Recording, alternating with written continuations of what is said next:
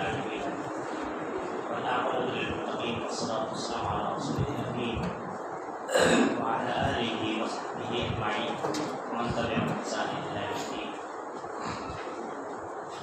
يا أيها الذين آمنوا اتقوا الله حق تقاته ولا تموتن إلا وأنتم مسلمون.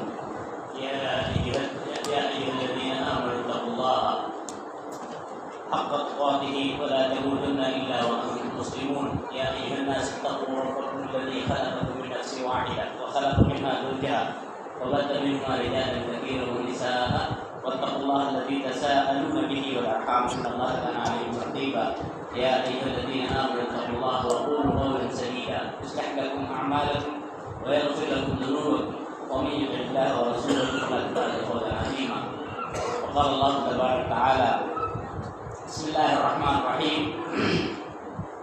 الف لام میم اللہ لا الہ الا هو الحی القیوم. محترم حضرات، کل اور آج سورہ آل عمران کی تلاوت کی گئی. گزشتہ کل 91 آیتیں پڑھی گئی، آج 109 آیت اور اس کے بعد جو ہے سورہ نساء کی 23 آیتیں کل ملا کر ایک پارہ پڑھا گیا. اس طرح سے آج چوتھا پارہ مکمل ہو گیا. آپ کو معلوم ہونا چاہیے، آج کی تفسیر سے پہلے ایک بات نشین جو رہ جا رہی ہے کہنے کے لیے. ہمارا آپ جو دعا سن رہے ہیں پڑھ رہے ہیں، اللہم اہدنی فیمن ہدیت وعافنی فیمن عافیت وتولنی فیمن تولیت وبارک لی فیما اعطیت وقنی شر ما قضیت. بعض لوگ پوری دعا میں آمین آمین کہتے ہیں، صرف دعا میں آمین وقنی شر ما قضیت تک کہنا ہے. اس کے آگے کے جو الفاظ ہیں فَإِنَّكَ تَقْضِي وَلَا يُقْضَى عَلَيْكَ إِنَّهُ لَا يَذِلُّ مَن وَالَيْتَ وَلَا يَعِزُّ مَنْ عَادَيْتَ. یہ جو الفاظ ہیں یہ اللہ کی تعریفات ہیں، یہ دعا نہیں ہے. اس لیے آمین وقینی شر ما قضیت تک ہی کہنا ہے. بہرحال سورہ آل عمران کی ابتدا اللہ نے حروف مقطعات سے کی ہے اور اس کے بعد اللہ جو کہتا ہے اللہ لا الہ الا هو الحی القیوم. ایسے جو ہے تین طرح سے یہ آیتیں آئی ہیں اور حدیث میں آتا ہے کہ اگر اس آیت میں اس میں آدم ہے اور اگر کوئی بندہ اس میں آدم کے ذریعے سے اللہ کو پکارتا ہے تو اس کی دعا رد نہیں ہوتی ہے، قبول بھی ہو جاتی ہے. یہ تین آیتیں، ایک یہاں پہ ہے جو سورہ آل عمران کی دوسری آیت ہے اللہ لا الہ الا هو الحی القیوم، ایک آیت الکرسی میں ہے اللہ لا الہ الا هو الحی القیوم، اور ایک تیسری جگہ سورہ طٰہٰ میں ہے سورہ نمبر 20 آیت نمبر 111 میں وعنت الوجوہ للحی القیوم. اس طرح سے جو ہے یہ تین آیتیں ہیں. اس کی فضیلت میں ملتا ہے حدیث میں کہ اس کو پڑھ کر اگر کوئی آدمی دعا مانگے تو اس کی دعا نہیں ہوتی ہے. آپ غور کریں اللہ رب العالمین نے اس سورہ میں تقریباً 83 آیتیں جو ہے خاص طور سے نصارہ کے ضمن میں نازل کی ہیں، نصارہ کی ترتیب میں نازل کی ہیں. کیونکہ نصارہ جو ہے عیسائی جو ہے ان کا ایک وفد نجران سے عیسائیوں کا اللہ کے نبی صلی اللہ علیہ وسلم کے وقت پاس آیا، سن 9 ہجری کی بات ہے، اور اس نے جو ہے اپنی بدعقیدگی کا اظہار کیا، اور بدعقیدگیاں کیا ہیں آپ جانتے ہوں گے. عیسائیوں کا اس وقت بھی اور آج بھی یہ کہنا ہے نعوذ باللہ من ذالک ثم نعوذ باللہ کہ حضرت عیسیٰ علیہ السلام اللہ، پہلی بات یہ غلط. اس کے بعد اگر اللہ نہیں تو اللہ کے بیٹے، دوسری بات یہ بھی غلط، نعوذ باللہ. تیسری بات ثالث ثلاثہ یعنی تیسرے میں کا تیسرا حصہ. یہ تین بدعقیدگیاں تھیں. جناب محمد رسول اللہ صلی اللہ علیہ وسلم کے سامنے اپنی بدعقیدگی کو اظہار کر رہے تھے اور دلائل دے رہے تھے.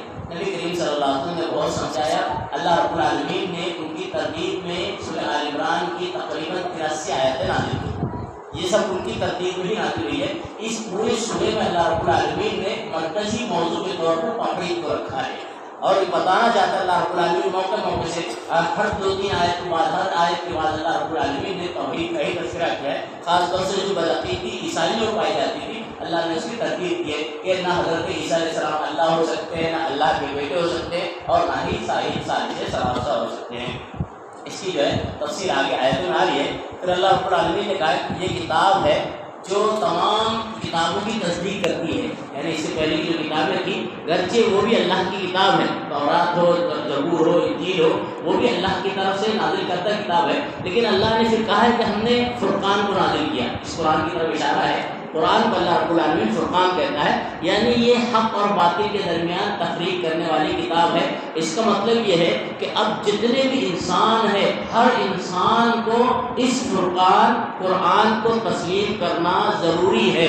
اب اگر کوئی یہودی کھڑا ہو کر کہے کہ میں تورات کو مانوں گا، یا کوئی نصرانی کھڑا ہو کر کہے کہ میں انجیل کو مانوں گا اور سوچے کہ نجات ہے، تو ناممکنات میں ہے، کیونکہ اللہ رب العالمین نے اس کتاب کو سورہ آل عمران میں فرقان کہا ہے۔ پھر اللہ رب العالمین فرماتا ہے کہ اللہ ہی عالم الغیب ہے اور غیب کی کنجی اللہ رب العالمین کے پاس ہے۔ پھر اللہ رب العالمین کہتا ہے کہ اللہ نے محکم اور متشابہ دونوں قسم کے حکم نازل کیے ہیں۔ یہ محکم کیا ہے، متشابہ کیا ہے، اس کو سمجھنا چاہیے۔ محکم کے معنی ہوتا ہے جس کے اندر واضح آیتیں ہیں، واضح باتیں ہیں، اور متشابہ ایسی بات جس کے اندر ذو معنی ہے، یعنی یہ بھی بات ہو سکتی ہے، وہ بھی بات ہو سکتی ہے۔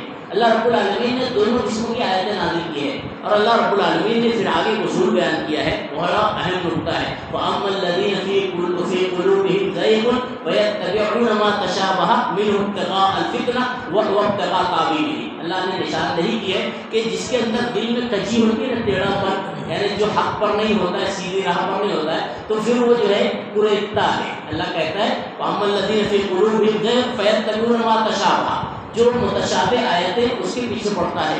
ایسا بھی تو ہو سکتا ہے نا، ایسا بھی تو ہو سکتا ہے نا۔ اللہ رب العالمین نے اس تناظر میں بیان کیا ہے کہ عیسائی لوگ اللہ کے نبی صلی اللہ علیہ وسلم سے کہا کرتے تھے کہ اللہ رب العالمین نے حضرت عیسیٰ علیہ السلام کو کلمۃ اللہ کہا ہے، روح اللہ کہا ہے۔ بس یہ بات ظاہر بات ہے، متشابہ ہے، لیکن اللہ رب العالمین نے محکم آیت دوسری جگہ بیان کی حضرت عیسیٰ علیہ السلام کے تعلق سے کہ اللہ کے بندے ہیں، وہ محکم آیت نہیں بیان کرتے۔ ایسے ہی ہمارے معاشرے میں بھی ہے، کچھ لوگ امت مسلمہ میں عیسائیت کی طرز اختیار کیے ہوئے۔ آپ دیکھ لیجیے کسی آدمی سے سنتے ہوئے آپ کو ملا ہوگا کہ اللہ رب العالمین قرآن میں کہتا ہے اذا قرئ القرآن فاستمعوا له وانصتوا۔ یہ آپ غور کریں، یہ متشابہ ہیں۔ اب اللہ رب العالمین نے یہ بات تو کہی ہے، محکم آیت حدیث ہے۔ اللہ کے نبی صلی اللہ علیہ وسلم کہتے ہیں کہ جو ہے لا صلاۃ لمن لم یقرأ بفاتحۃ الکتاب، ظاہر بات ہے، واضح حدیث ہے۔ اب اس کے بعد متشابہ آیت کو لے کر پھر اس کے بیک گراؤنڈ کو بھی نہیں جانتے کہ کب نازل ہوئی، کیوں نازل ہوئی، کس مقصد سے اللہ نے اس کا نزول کیا۔ بہرحال یہ طریقہ کار جو یہودیوں کا ہے، نصرانیوں کا تھا، امت مسلمہ میں بھی داخل اور شامل ہو چکا ہے۔ پھر اللہ رب العالمین نے زین للناس حب الشہوات کی بات کہی ہے۔ لوگوں کے لیے دنیا میں شہوات کی چیزیں مزین کی گئی ہے۔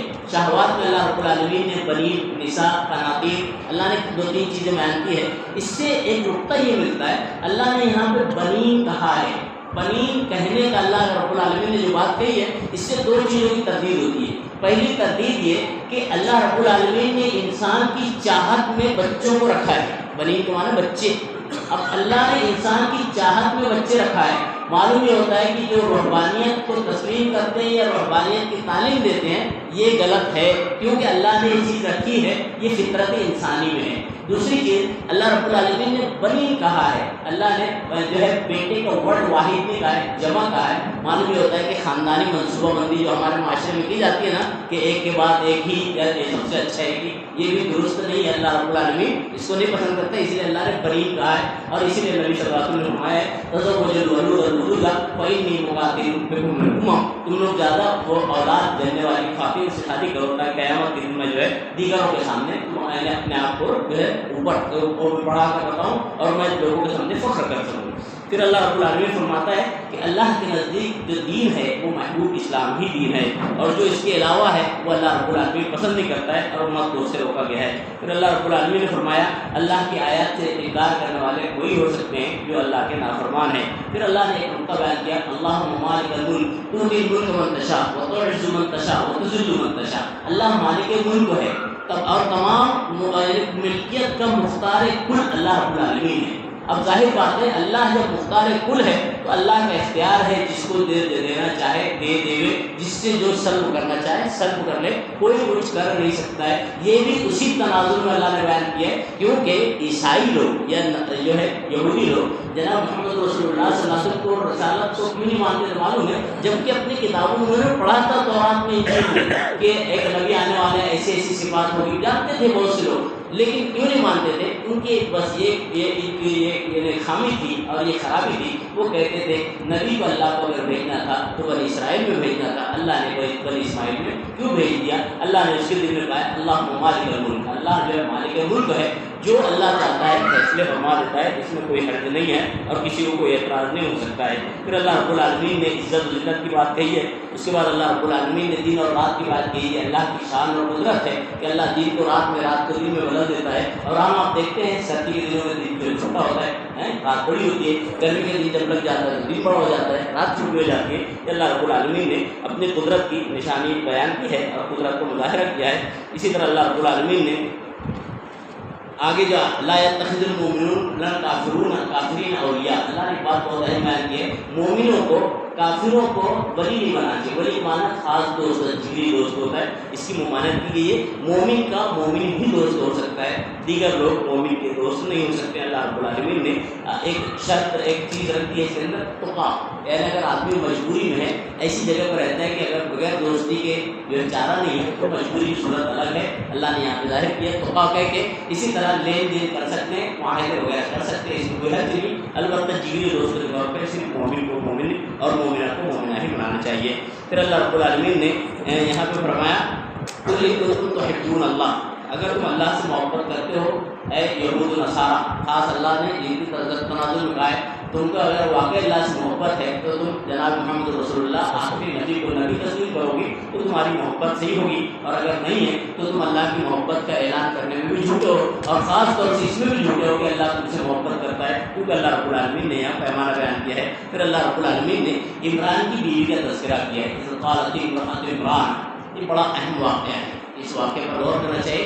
عمران نبیوں میں دو گزرے ہیں، عمران جو نام کے ہیں دو گزرے ہیں، حضرت موسیٰ علیہ السلام اور ہارون علیہ السلام کے جو والد تھے وہ بھی عمران تھے، اور یہاں پر اذ قالت امرأة عمران، عمران کی بیوی نے کہا، عمران کی بیوی نے کہا، یہ حنہ بنت یعقوب ان کا نام تھا، یہ عمران کی بیوی، اور یہ جو تھی حضرت مریم علیہ السلام کی والدہ تھی، حضرت مریم علیہ السلام کی والدہ تھی، تو ان کا بھی نام عمران ہے۔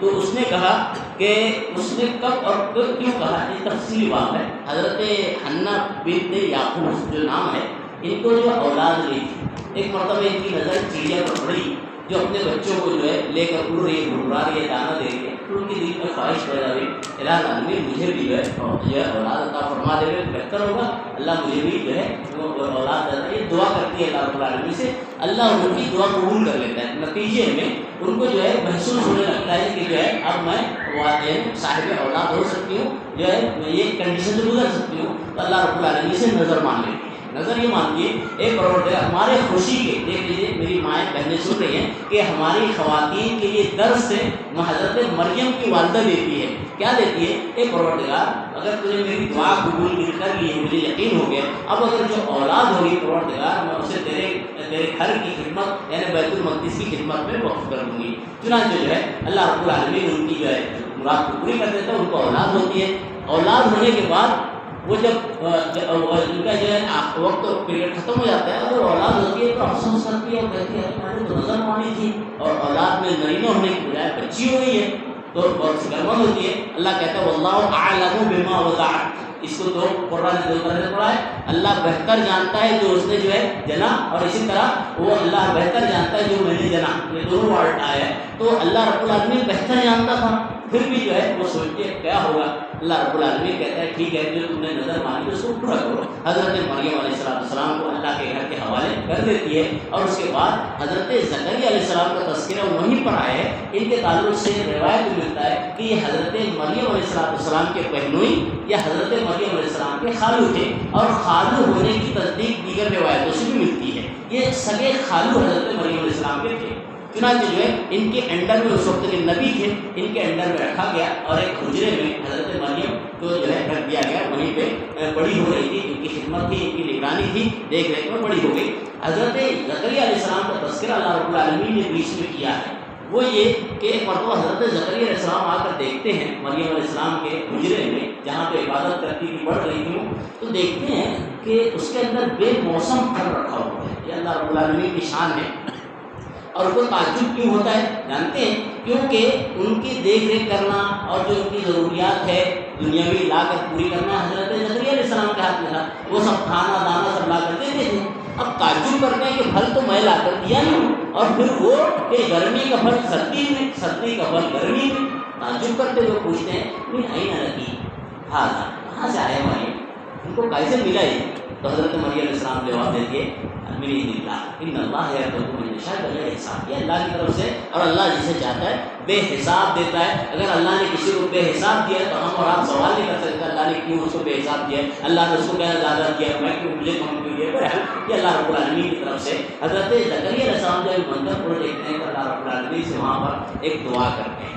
مطلب یہ ہوتا ہے کہ بندے کو اخیر عمر تک مایوس نہیں ہونا چاہیے، بہت بڑا سبق ملتا ہے خاص طور سے مومن کو۔ اس وقت جو دعا کرتے ہوئے اللہ رب العالمین نے نقل کیا ہے کہ جب دعا کرتے ہیں تو دعا کرتے وقت خود بیان کرتے ہیں کہ رب العالمین اب تو میں بوڑھا ہو گیا ہوں، اب تو میں بوڑھا ہو گیا ہوں، میرے جو ہے بال سفید ہو گئے ہیں، ہڈیاں کمزور ہو چکی ہیں، اور میری جو بیوی ہے وہ بھی بانجھ ہو گئی ہے۔ پروردگار میں تجھ سے پھر بھی دعا کرتا ہوں، مانگتا ہوں جو تو بے موسم پھل مریم کو دے سکتا ہے علیہ السلام، تو مجھے بھی تو بے موسم اولاد دے سکتا ہے پروردگار۔ اللہ رب العالمین سن لیتا ہے، جب سن لیتا ہے اللہ رب العالمین تو حضرت زکریا علیہ السلام خوشخبری دیتا ہے اللہ رب العالمین فرشتوں کے ذریعے سے کہ زکریا تمہیں اولاد ہونے والی ہے، اس کا نام جو ہے یہ رکھنا، یحییٰ رکھنا، وہ ایسا ہوگا ایسا ہوگا، اور اس کے اللہ رب العالمین نے تفصیل بیان کی ہے۔ اس کے بعد جو ہے حضرت زکریا علیہ السلام کو جب خوشخبری ملتی ہے تو اللہ رب العالمین سے مارے خوشی کے کیا کہتے ہیں، اللہ رب العالمین اجعل لی آیا، کچھ میری نشانی بتا دے تاکہ مجھے میں جا کے اپنی اہلیہ کو خوشخبری سنا دوں کہ بھائی میں صاحب اولاد ہونے والا ہوں۔ اللہ رب العالمین نے بیان کیا ہے کہ پھر اللہ رب العالمین اشارہ دیتا ہے کہ اے زکریا تمہاری نشانی یہ ہوگی کہ تم بات کرنے کی طاقت نہیں رکھ پاؤ گے، یعنی زبان سے جو تم بات کرتے ہو سب کچھ اپنی جگہ پہ ہوگا لیکن تم بات نہیں کر پاؤ گے، یہ علامت ہوگی کہ تمہاری اہلیہ یعنی جو ہے اس مقام پہ پہنچ چکی ہے۔ چنانچہ جو ہے وہ انتظار کرتے رہے، ایک موقع آیا 3 دن تک اللہ نے اشارہ دیا تھا، ان کی زبان جب بند ہو گئی انہوں نے سمجھ گیا کہ اللہ رب العالمین مجھے اولاد عطا کرنے والے ہیں۔ پھر اللہ رب العالمین اس کے بعد حضرت مریم علیہ السلام کا پھر سے قصہ بیان کرتا ہے۔ حضرت مریم علیہ السلام کو اللہ رب العالمین نے تنبیہ کی کہ مریم اللہ سے ڈرتی رہو، تقوی اختیار کرو وغیرہ، اور اس طرح سے حضرت مریم علیہ السلام جو ہے حضرت مریم علیہ السلام پڑھتی رہی۔ اس کے بعد ایک واقعہ آپ جانتے ہیں کہ ایک الزام بھی حضرت مریم علیہ السلام کے پاس لگا، جب یہ جو ہے اللہ رب العالمین کو خوشخبری دی کہ آپ بھی ہے مریم جو ہے اولاد ہونے والی آپ کو، تو اللہ رب العالمین نے یہاں پہ ایک جملہ نقل کیا ہے ماں مسنی البشر، مجھے کوئی تو انسان نہیں چاہا ہے ملا ہے تو پھر کیسے مجھے اولاد ہوگی؟ تو اللہ رب العالمین کہتا ہے اللہ رب العالمین اپنی قدرت سے کر سکتا ہے، اللہ صرف کن کہتا ہے معاملہ ہو جاتا ہے۔ جب اللہ رب العالمین نے حضرت آدم علیہ السلام کو بغیر ماں باپ کے پیدا کر دیا، حضرت حوا علیہ السلام کو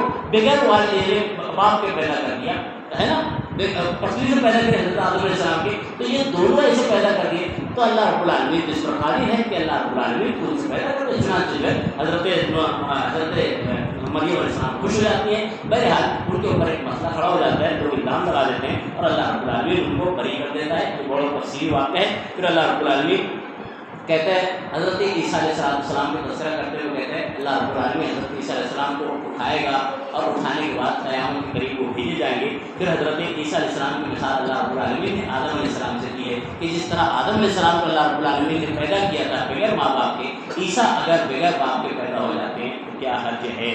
بہرحال حضرت اس کے بعد آیت مباہلہ، اللہ رب العالمین نے اس پورے واقعات کے بعد آخر میں نچوڑ کے طور پہ وہ پھر سے بات نقل کی ہے جو بات کی شروعات اللہ رب العالمین نے کی تھی۔ جیسے میں نے ابتدا میں کہا تھا نا، سورہ آل عمران کی ابتدا جو ہوئی تھی یہ مقصد یہ تھا کہ نجران کے جو عیسائی تھے وہ نبی صلی اللہ علیہ وسلم سے اعتراض کر رہے تھے۔ اب اعتراض کرتے کرتے جب نبی صلی اللہ علیہ وسلم نے تمام طرح سمجھا دیا، یہ آیتیں سنا دی، نہیں ماننے تسلیم نہیں کیے انہوں نے، تو پھر اللہ رب العالمین نے آیت مباہلہ نازل کی جسے آیت لعان کہتے ہیں۔ جب معاملہ ایسا آ جائے، یہ اللہ رب العالمین نے تمام لوگوں کو یہ بتایا ہے، جب معاملہ حق و باطل کے درمیان تمیز کا ہے، یعنی ایک جگہ ایک آدمی کہتا ہے میں حق، وہ دوسرا کہتا ہے میں حق اور باطل میں تمیز نہیں ہو رہی ہے، ہر دو آدمی حق جتا رہے ہیں اور کوئی جھوٹ سمجھ میں آ نہیں رہا ہے، ایسی صورت میں اللہ رب العالمین نے لعان کا طریقہ بتایا ہے۔ اسے آیت مباہلہ کہتے ہیں کہ بھائی وہ پھر ایک فرد جو ہے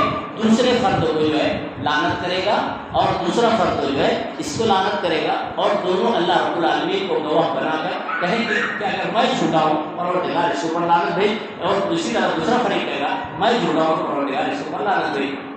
چنانچہ جو ہے اللہ کے نبی صلی اللہ علیہ وسلم نے حضرت علی کو، حضرت فاطمہ، حضرت حسن، حضرت حسین، پورے اپنے قریبی خاندان کو، آل بیت کو لے کر باہر آئے اور کہا کہ لے کر آ جاؤ تم بھی اے نصارہ، اگر تم حق پہ ہو، حضرت عیسیٰ کے تعلق سے بدعقیدگی مبتلا اور یہی سمجھتے ہو حق ہے تو لے کر آ جاؤ۔ جب یہ معاملہ آ گیا تو جو ان کے سردار تھے، یہ 60 لوگوں پر مشتمل ایک قافلہ آیا تھا، ایک وفد آیا تھا، ان کا سردار عاقب نام کا تھا۔ سردار کے پاس ان لوگوں نے ابھی فیصلہ سنانے کے بعد سے پہلے مشورہ کیا کہ کیا کیا جائے، تو سردار نے کہا کہ نہیں، نبی سے ایسا نہیں کرنا، اگر یہ واقعی تم لوگ کتابوں پڑھے ہو، حق ہے، سچ ہے، اگر تم اس سے مباہلہ کر لو گے تو یقین مانو تمہارا بڑا تو چھوڑو، چھوٹے تک ہر ایک سرے سے آخر تک تباہ ہو جائے۔ چنانچہ جو ہے اللہ کے نبی صلی اللہ علیہ وسلم سے انہوں نے معذرت چاہی کہ اللہ کے نبی صلی اللہ علیہ وسلم ہم جو ہے مباہلہ نہیں کر سکتے ہیں، آپ ایسا نہ کریں ہمارے لیے۔ چنانچہ جو ہے اس کے بعد کہتے ہیں کہ ٹھیک ہے، ہم سرنڈر ہوتے ہیں، اپنے آپ کو جھکاتے ہیں، کیا آپ جزیہ ٹیکس لینا چاہتے ہیں، ہم دینے تیار ہیں، آپ ایک کام کریں ہمارے ساتھ کسی امین کو بھیجیں۔ یہاں پر حضرت عمر فاروق کو بڑا شاندار واقعہ ملتا ہے۔ حضرت عمر نے تاریخی جملہ کہا تھا، میں نے کبھی سرداری کا اگر سوچا تھا تو اسی مقام پر سوچا تھا، کیونکہ اللہ کے نبی صلی اللہ علیہ وسلم نے انہوں نے کہا تھا اللہ کے نبی آپ ہمارے ساتھ کسی امین کو ہی بھیجنا، اور نبی صلی اللہ علیہ وسلم نے کہا تھا میں تمہارے ساتھ امین کو ہی بھیجوں گا، خیانت کرنے والے کو نہیں بھیجوں گا۔ حضرت عمر کی بڑی خواہش تھی کہ اللہ کے نبی صلی اللہ علیہ وسلم مجھے چن لے، لیکن دوسرے دن کی بات تھی، دوسرے دن سب صحابہ کرام انتظار کرتے کس طرح پر آتا ہے، کس طرح پر آتا ہے۔ حضرت عمر بڑے خواہش مند تھے کہ شاید اللہ کے نبی صلی اللہ علیہ وسلم مجھے ہی پکاریں گے، مجھے ہی کہیں گے، لیکن حضرت عبید اللہ بن جراح کو جناب محمد رسول اللہ صلی اللہ علیہ وسلم کہتے ہیں کہ اے عبد اللہ تم ان کے ساتھ جاؤ بطور امین کے،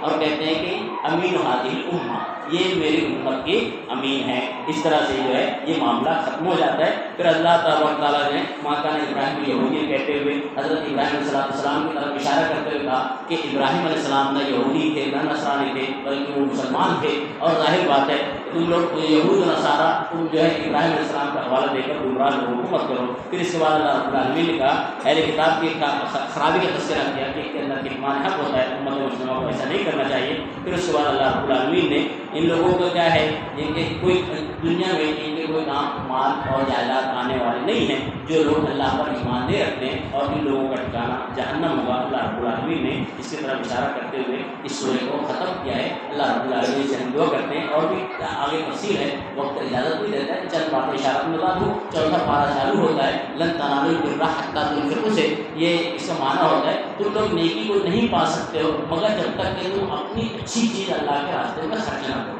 آج ہمارے معاشرے میں ہم آپ غور کریں، ہم اللہ کے نام پہ کیا دیتے ہیں، اور جو چیز بچ جائے، جبکہ دے سکتے ہیں بچی ہوئی چیز بھی، ایسا نہیں ہے، لیکن عموماً صرف بچی ہوئی چیز نہیں دینا ہے بلکہ اپنی محبوب چیز بھی دینا ہے۔ آج ہمارے معاشرے میں دیکھیے رات کا کھانا بچا ہوا ہے، اللہ کے نام پہ یہ خراب ہو رہا ہے، اللہ کے نام پہ، ٹھیک ہے، اس کا انکار نہیں ہے کہ خراب ہونے سے بہتر کوئی پہن لے، لیکن یہ کہ صرف خراب بھی اللہ کے نام پہ، یہ درست نہیں ہے۔ اللہ نے کہا لن تنالوا البر حتی تنفقوا مما تحبون، جو بہترین چیز ہے جب تک وہ خرچ نہیں کرو گے اللہ تم جو ہے تو تم خیر کو پانی پاؤ گے۔ حضرت طلحہ کا ایک بڑا شاندار واقعہ آتا ہے، اس کی طرف اشارہ کر دوں۔ ان کا نام مدینہ کے سامنے جہاں مسجد نبوی آئے ہیں، جن حضرات کو جانے ہوئے دیکھے ہوں گے، مسجد نبوی کے سامنے جو ہے ایک طرف جو ہے مسجد نبوی کے سامنے ایک طرف جو ہے کرکب جو ہے قبرستان ہے، اور دوسری طرف اس طرف جس کو باب السلام آتا ہے، اس پورے ایریے میں حضرت طلحہ کا باغ تھا، کھجور کا بڑا سا باغ تھا۔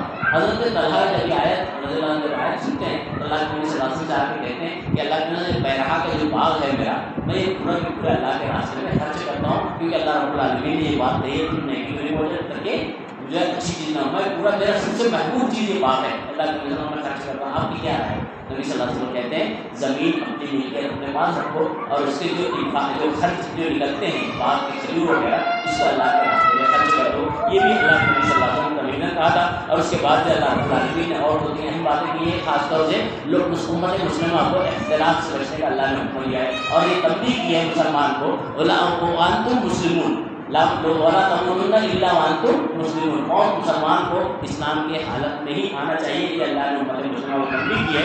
اور اس کے علاوہ اللہ نے یہ بھی بات کہی ہے کہ قیامت کے دن 2 قسم کے چہرے ہوں گے. ایک چہرہ ایسا ہوگا جس کا جو سیاہ پڑ جائے گا اور ایک چہرہ خوش خرم ہوگا. سیاہ پڑھنے والے وہ لوگ ہوں گے جو نافرمان اور شریعت کے انکاری ہوں گے اور خوش خرم وہ لوگ ہوں گے جو فرما بردار اور اللہ رب العالمین کے تابعدار متقی اور پرہیزگار ہوں گے. وہ اللہ رب العالمین کا دیدار بھی کریں گے اور جنتوں کی نعمت کو حاصل بھی کریں گے. اللہ رب العالمین سے دعا کرتے ہیں اللہ رب العالمین ہمیں دنیا میں بھی اللہ بھلائی عطا فرما دے. اللہ رب العالمین کا فرما بردار اطاعت گزار بنا کر رکھے. اللہ رب العالمین آخرت کی جو ہے رسوائی سے میری آپ کی ہر مومن اور مومنہ کی حفاظت فرماوے. اللہ رب العالمین آخرت کے دن جنت میں عظیم نعمت جنت الفردوس کا مجھے آپ کو ہر مومن اور مومنہ کو عطا فرمائے. آمین. السلام علیکم ورحمۃ اللہ وبرکاتہ.